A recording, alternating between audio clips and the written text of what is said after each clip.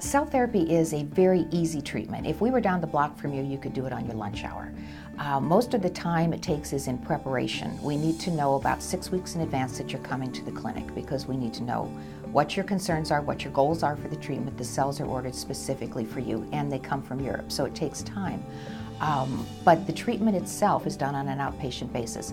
Once we've made the selection of cells, I talk with you several times about the therapy, also about logistics of coming to the clinic. The doctors that I work with will call and introduce themselves, talk to you about the symptoms that you've described, make any recommendations that they think would be helpful even beforehand to get you on the path you want to be on. So most of the time is taken in preparation. Once you get to the clinic, the cells are injected in an intramuscular injection, normally in the upper outer quadrant of the hip because we're looking for the largest muscle mass. We do have folks that are wheelchair bound or for some reason that muscle's atrophied and we can use a deltoid. Any large muscle's fine. It's extremely painless. Now I couldn't have said that 20 years ago when we were working with lyophilized cells. Those were very large, relatively speaking, and the bore needle that you used was, you know, like an ice pick. I mean, it hurt.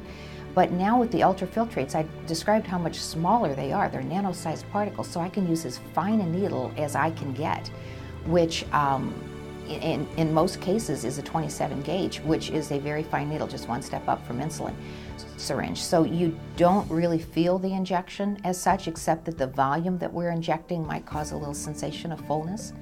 But walking around a little bit, that dissipates very quickly, so it's not an uncomfortable treatment at all.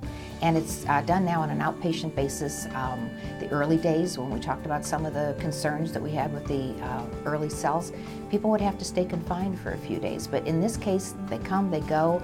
If they're making a vacation of it, they can get about their normal activities. If they've come just for the treatment, many of them come and go in the same day because most of our clinics are right at a border where they can, you know, go back to the States the same day if necessary.